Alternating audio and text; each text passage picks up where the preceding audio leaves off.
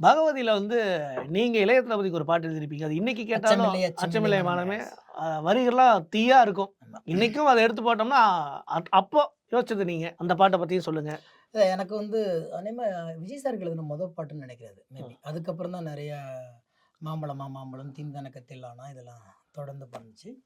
அப்ப வெங்கடேஷ் சார் தான் கூப்பிட்டார். ஒரு மாரி ஒரு ஆளுமை மிக்க ஒரு அவனுடைய கோபங்களையும், அவனுடைய ஆளுமைகளையும் சொல்லணுங்கிற மாரி எழுதினது அது. அந்த அந்த ஒரு காலகட்டத்தில அது பெரிய பரபரப்பு ரசிகர்களுக்கான ஒரு அ மேளதாளம் பாட்டா இருந்துச்சு அந்த ஆமா. நேரம். இன்னைக்கு அது சில இடத்துல போட்டோம்னு நானே யோசிப்பேன். எப்படியெல்லாம் எழுதியிருக்கோம்டா நம்ம அப்படின்னு சொல்லியிருக்கோம்.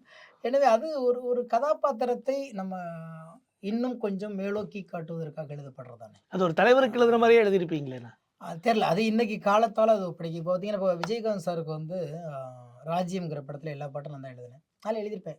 "தமிழன் தமிழன் இவன் தான் தமிழன்." அந்த சாங் ஒண்ணு எழுதியிருப்பேன். அதில ஒரு வரி எழுதியிருப்பேன். "கோட்டை முதல் குமரி வரை கட்டு ஒரு மாலை ஏழைகளின் தோழன் என்று போடு இவன் மேல" அப்படின்னு. இத கேட்டுட்டு கேப்டன் சார் சொன்னாரு, "என் வாழ்நாள் முழுக்க இந்த பாட்டு கேட்டுக்கிட்டே இருக்கும். நான் ஒருவேளை இறந்த பிறகும் கூட இதைத்தான் என்னுடைய ரசிகர்கள் போடுவாங்கன்னாங்க. இன்னைக்கு அது நடந்துகிட்டே இருக்கு." ம். கரெக்ட். அப்ப சில நேரங்கள்ல கவிஞர்களுடைய வாக்கா இருக்கும். அல்லது தமிழுடைய ஆளுமையா இருக்கலாம்.